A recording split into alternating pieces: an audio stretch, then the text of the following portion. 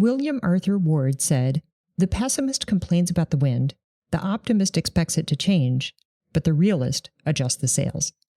On today's episode, we are joined by Chris Helmrath, founder and managing partner of SC&H Capital, who is a realist with a strong optimist bent, to talk about finding the opportunities in any environment, even 2020. Welcome to Right in the Middle Market, a podcast about pragmatic perspectives on running, growing, and selling your business. We talk about the challenges, decisions, and most importantly, the actions business owners can take to create long-term value in their companies. Welcome to Right in the Middle Market, a podcast about running, growing, and selling your middle market business. In the last couple of episodes, we've really been talking about this theme of reemergence, of retooling, as businesses that we work with, that we talk to, that they are figuring out how do we emerge from this unprecedented dislocation that we've seen in the first half of 2020. There's a great quote from John Maxwell: "Change is inevitable, growth is optional." And today, what we want to focus on is that second piece. Yeah, we all got dealt change, and it wasn't necessarily the change that we wanted. But how do we start to focus on the growth when sometimes that might be hard to do? I can think of no better guest to join us for this conversation than Chris Helmrath, the founder and managing director of SC&H Capital. Now, I'll let you hear from Chris here in just a second, but if I were to let him do his own introduction, he would be far too modest. So let me just tell you a little bit about Chris. Chris has over 30 years of investment banking experience, and during that time, his transactional and advisory service engagements have reached over $8 billion in aggregate. He's worked across multiple industries, including healthcare, federal government, information technology, the list goes on. In addition to the work that he does in investment banking, Chris has served as a strategy professor in not one, but two different graduate schools of business, the Loyola University Selinger School of Business and the Johns Hopkins University Carey Business School. And at Johns Hopkins, he also served as the director of the MBA Capstone program for over 10 years. Chris joined SC&H in 2005 and really is the one who has built SC&H Capital, the investment banking and advisory practice of SC&H. But he would be the first one to jump in and tell me that he did not do it alone, and he always speaks incredibly highly of the team that he has built that practice with, and it's a real testament to the kind of leader that Chris is. Now, in addition to all of this, the other thing I have to tell you about Chris is that he has a particular penchant for keeping life interesting, in all kinds of different ways, but one particular way is through his socks. So, Chris, welcome to the program. And the first thing I want to ask you, I want to know, what kind of socks are you wearing today? Thanks for having me, Stephanie and Mark. And beautifully in the summer, I have no socks on. So that's the way it should be in the summer. Absolutely. So no socks. No socks. No socks. Is that in honor of going barefoot and just enjoying the summer? Yeah, that actually goes probably all the way back to high school when I used to do that and would receive all kinds of issues with that, to the point that I would even wear in college a suit where I had to and not wear socks with shoes. So it's the way it is. Rebel. It is. You got to rebel a little bit every so often. Right. So, Chris, to kick us off, you have been working in the middle market, doing strategy as a deal professional. Through your career, you have seen a ton of changes. Some of them are gradual, some of them are abrupt, as I think we could call what we've seen this year. Mm-hmm. What would you say, what are you seeing in terms of what hasn't changed? Let's take a different tack. What has stayed the same? Well, what has definitely stayed the same from an advisor standpoint is the need to really understand the person that you're dealing with and what it is that they're trying to achieve. And what I think so oftentimes people miss is that the objectives of a middle market business owner may appear to be maximize return, but if the business has your last name on it, it was started by your grandparents, you employ other family members, it is so much more of an entangled issue of personalities, emotions, that it's so far beyond the financial aspects that if you don't really dig in and understand the objective of whatever it is that individual you're dealing with is trying to accomplish, or those around them that will have a say, you can't be successful unless you're lucky. And so I would say that has been the key that I have seen throughout my career, and even more so today, is that we need to understand that. And I don't know about you, Chris, but it seems to me that a lot of times what somebody might tell me when they first tell me what their objectives are and what I learn as I get to know them are not always the same thing. Do you find that too? Absolutely. And my big joke with everybody is I'm more psychologist or psychiatrist than I am business. Right. And I've never had that class, but it's the reading of an eye when you're in the middle of a room. It's watching body language. It's hearing the same thing over and over again and realizing there's something more than they're letting on.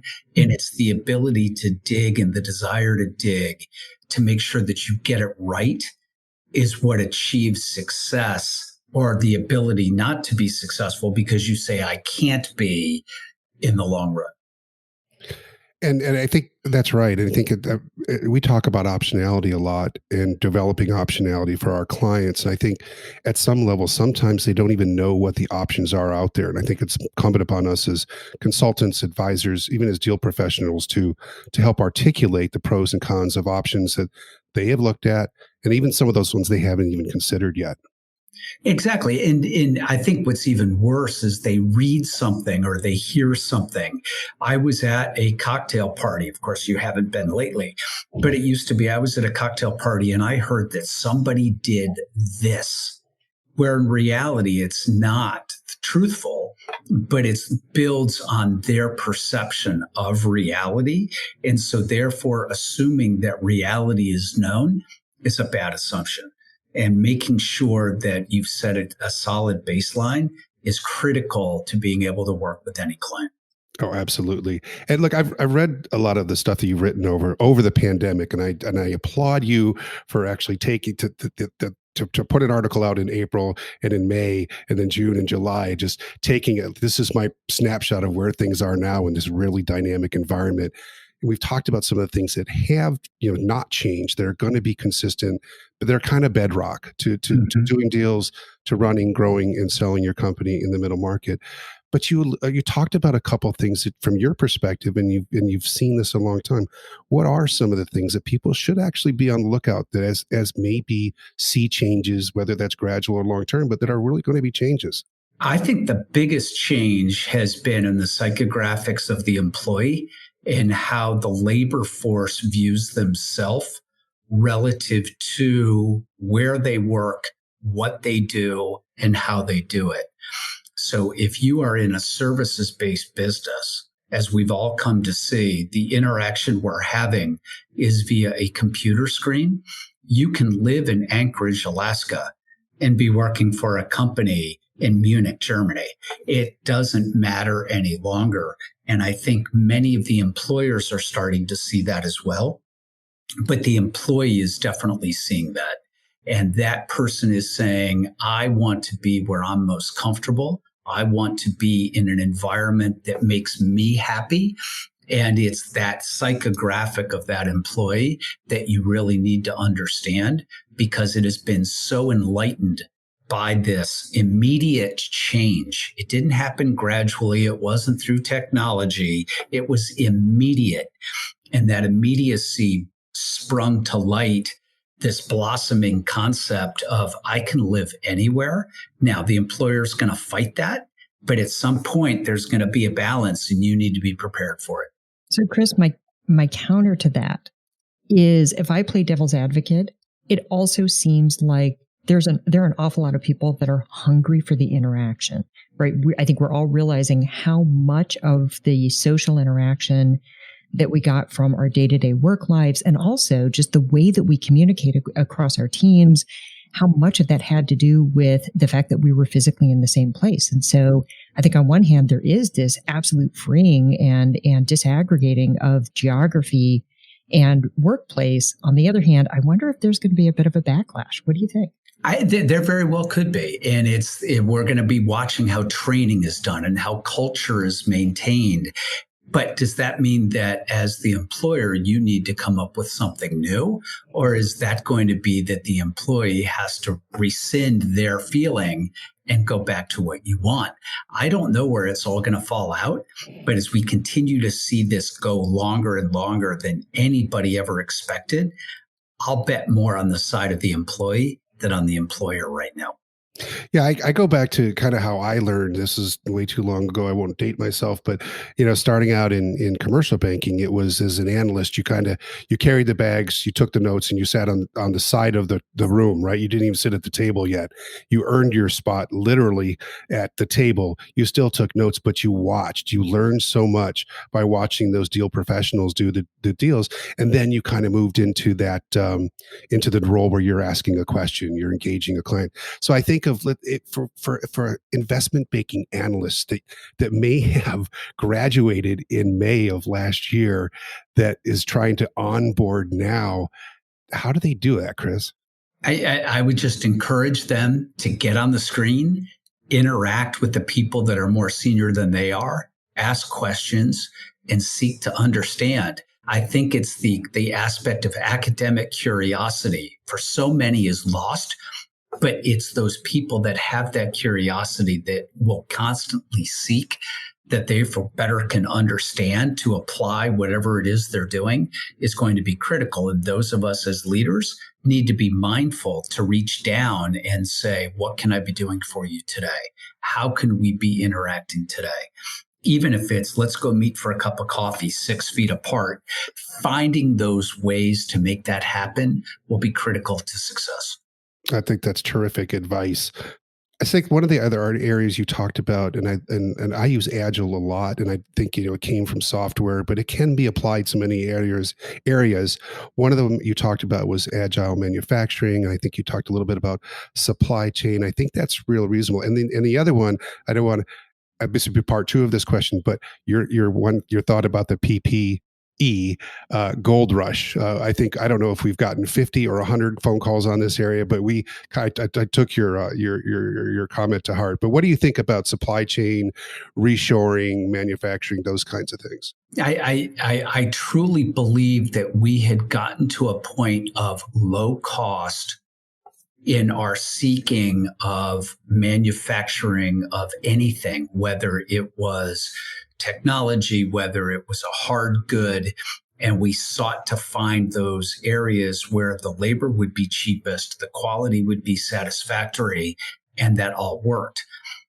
And voila, when immediacy of supply chain interception occurred and things stopped, and we have to stop and think, other than wartime, we've never really seen that, but we really have, because if we go back not that many years ago when we had longshoremen strikes and the ships weren't allowed to get into port, there were so many things sitting on vessels in the water that couldn't get into the economy.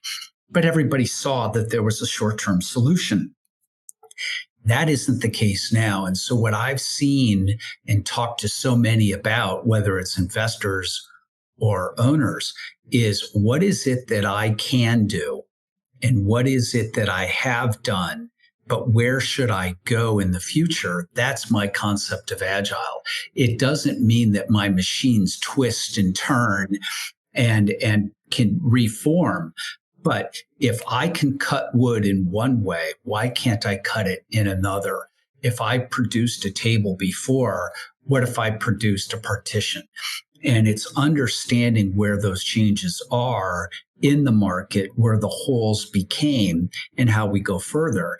If we looked at ventilators for that moment in time, General Motors kicked in and said, okay, we're going to have to produce ventilators, very much like the last time we had to do this in World War II, where we took large factories and started producing things that we had never produced before for the wartime effort. Well, today, because so many things have been produced offshore, we've had to look at what was most critical. And those things that we saw, to the second part of your question, were healthcare related items.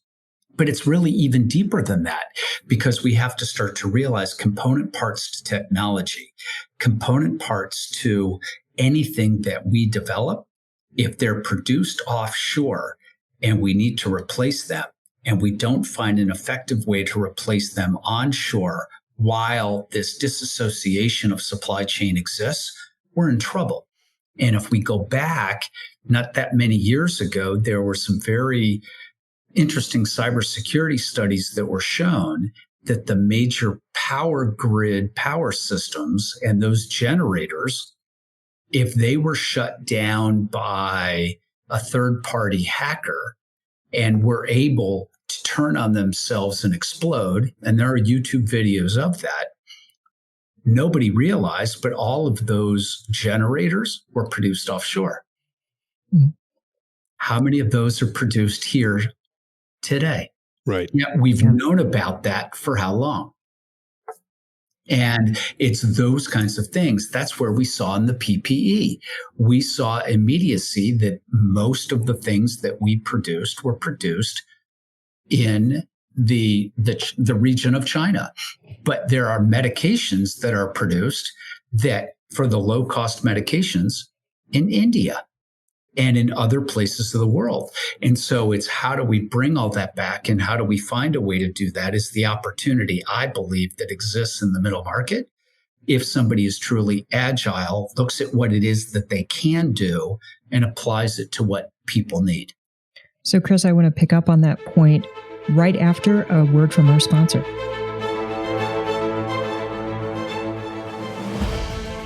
Right in the Middle Market is brought to you by the Gaffin Group, a full-service business consulting firm. The Gaffin Group works closely with middle-market companies tackling the big challenges of today's environment and capturing the value-enhancing growth opportunities of tomorrow. Too often, dogma, platitudes, or wish lists get confused with strategy. Then it's no small wonder that execution can be muddled. The Gaffin Group principals work closely with company boards, executives, and their teams to seek pragmatic, tangible results. They provide comprehensive advisory services across strategic, financial, operational, and merger and acquisition capabilities, all framed by the fundamental belief that real strategy drives real results. The Gaffin Group is focused on delivering robust, practical insights and fact-based pragmatic solutions. Their services are designed to support their clients' profitable growth and sustainable long-term value creation. Go to gaffingroup.com to learn more about how the Gaffin Group can help you and your company. Welcome back. We are here with Chris Helmrath of SC&H Capital. And Chris, I love what you were just talking about in bringing together, I think, that view of what really has been the disruption. How is that driving innovation? And I want to actually now bring that to what are you seeing in the deal environment? How is that flavoring what you're hearing from investors and how they're starting to think about deals that they can do, that they can't do? What are you hearing? Well, I want to define investor for a second, because I think there are those people that can look at a financial statement, say, this is what you did yesterday, and say, therefore, this is what I will do with it tomorrow. Because you did it yesterday, I'll just replicate it, but maybe do it a little better than you are. What I see are the real investors are the ones that are seeing the hiccups across the markets, whether it be supply chain, consumer demand, how things are being acquired, and see the opportunity to make something new.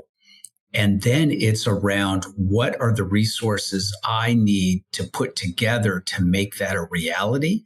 And it's they're seeking to find those opportunities where somebody today may be a manufacturer of furniture, but tomorrow could be immediately used for something completely different. Screens, shields, whatever it might be. And all of a sudden, if you component piece that together, you've created something truly new and different. And those are the kinds of investors I see that are looking for launching pads and that are truly opportunistic, because the value in that business is not just in what did you sell yesterday, but it's what are the competencies of the business and your ability to do what tomorrow, that if I bring that to the table, with your competency, we're stronger and better in the future than we were yesterday. And I'm seeing more of that every day that we're on the phone with, whether it be private equity or strategic investors. Well, I think it gets to that concept of resilience, right? It gets to that concept. And this is one of the things that I love about the middle market is that you have companies that are able to be agile. They're able to, I know we're using that word a lot, but that they're able to start to see how can we put things together. And I think as I look back across the last couple of months, that yes, there was a period where it was immediately go into how do we protect? How do we, we don't know where this is going. And now it feels like, yes, there's still a ton of uncertainty, but we've learned a lot about the disease. We've learned a lot about how the economy is responding, how governments are responding. And now it's like you just start to give a few guidelines. And now people are starting to say, okay, where can I create opportunity out of this? That is correct. And that, which is fun. So if we go back to the very beginning, hand sanitizer was on everybody's plate. But if you were to go into any large retail operation, Home Depot, Walmart, etc., there is hand sanitizer everywhere, now manufactured by names that I saw yesterday that used to be shampoo manufacturers, are now manufacturing hand sanitizer, or even better, names that you've never heard of. Mm-hmm. And it really does hit home when you realize that over 50% of the protein manufactured here in the United States was foreign owned at the moment of COVID hitting. And when we saw how it affected the workforce in so many of those protein processing facilities, we could have been in a major issue of food shortage.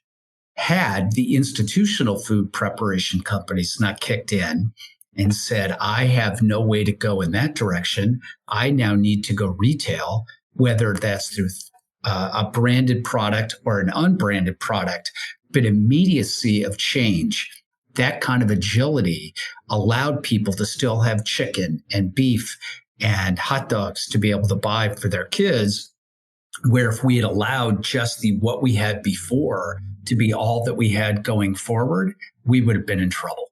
So if you think about, so I want to push on that point a little bit because, and Mark and I actually just on an episode last week, we're talking about exactly this concept of it can be easy to look and say, oh my gosh, absolutely everything in the world has changed. Our strategy is out the window. When in reality, if you can take that clear head and parse apart, yes, some things have changed, but probably not everything. And if you can start to actually identify what has changed and what hasn't changed. So let me ask you a specific question on that. So in this wonderful resilience innovation that's happening in the middle market, what role do investors play in that? I think they can be the ones that can create a thesis. Because if they create the thesis and they come to the party and say, you can be part of this thesis and you can make a difference. Because remember, what am I buying? I could be buying cash flow. I could be buying competency. I can buy market. I can buy customers. And it's really looking at what that investor is actually buying and asking that target to provide as part of their thesis. And then it's the seller or the owner saying, do I want to be part of that thesis? Yeah, and I was going to say, I see that even on the buy side, right? We work with firms to try and always open their aperture to what can you be doing? What skills do you really have that are beyond the current primary markets you're in? What are the secondary adjacent markets that you might be, applicable and actually competitive in? And I think that, in if you will, normal times, you get people that, well, this is the way we've done it. I want to be incremental. And then you do have someone that comes along with, you know what, if you took this and did this and this, that's a whole new area, and you would have a competitive advantage in that new area. So this feels like it can be an accelerant then, even on a company to and I know you put this in one of your articles about M&A. You should think about this as a time to potentially buy capabilities or geographies or customer lists. Yeah, because unfortunately, there really is two schools of thought. There are those people that are leaning into this environment and seeing it as opportunity, but there are many who are now scared of this and are retreating. And it's in that change that those people who are opportunistic, if they can find that business that is scared, but that they can articulate how they can see the future, that opportunity of bringing something together could be very opportunistic for the buyer and ultimately build something that they may have taken years to try to build if it had built de novo instead of acquiring it and bringing it to bear. But I don't want to lose sight of the fact that if you don't know your customer and you don't know how your customer interacts with their consumer, I think that's where we're going to miss the huge opportunity of that shift. No different than I talked about how employees are looking at what they do. It's understanding that and the loyalty of that customer to stay with somebody, even through a new product intervention or a service line extension, could be dramatic. And it's that person's ability to manage that, which will be critical. Well, and if I think about going back to what we were talking about earlier with geography, and, you talked about being at a cocktail party, right? We used to, in a prior life in 2019 and before, we actually were out physically interacting with people, and it seemed much easier, right? It just in our daily course, we'd all established patterns of being able to get out and meet people and have some of that cross-fertilization. And that's where some of those great kinds of ideas and unexpected connections would come from. And it seems to me now that we have to be so much more intentional about actively seeking out conversations beyond our typical bubble. Otherwise, it becomes so easy to hunker down and that fear that you talked about. And then we miss that opportunity to start to be creative and think about, well, what is a new possibility? Right. So if I go back to the very first question that you asked me, Stephanie, would be the advice I would give any business owner that will be listening today. Do you understand your client's objectives? And have you taken the time to pick up the telephone and ask them, what are you doing? Where are you struggling? Where is there a miss? And it's really funny, given that you're sitting in Chicago, but if we remember back, there was a great commercial that was done for United Airlines probably over 20 years ago, where the gentleman that owned the manufacturing facility had everybody in a big boardroom. And he said, we just got fired by our best client. And he handed out airline tickets to everybody and said, we've got to get out to see all our customers. And they said, where are you going? He said, to reconnect with an old friend. And it's exactly what this is. We need to find those ways to connect with our customers, understand our prospects, ask those questions. We will learn more about the ability to offer something we may not have offered before. It could be in how it's packaged, how it's delivered, how it's interpreted. But that's where I think the real opportunity is for the investor community, because if they bring that level of acumen where there wasn't one before, the value add is tremendous. Chris, I love that point. And I think that's a good place to stop for today. We will be back with part 2 of this conversation with Chris Helmrath of SC&H Capital. And in the meantime, I'm Stephanie Chambliss-Gaffin, and you've been listening to Right in the Middle Market, a podcast about running, growing, and selling your middle market business. We'd love to hear your comments about today's episode, or questions you might have for us or for Chris, and ideas for topics you'd most like to hear in the future. Send me a message on LinkedIn or drop me a line at podcast@gaffingroup.com. And don't forget to subscribe to make sure you don't miss any more pragmatic tips. Until next time, be well and be courageous.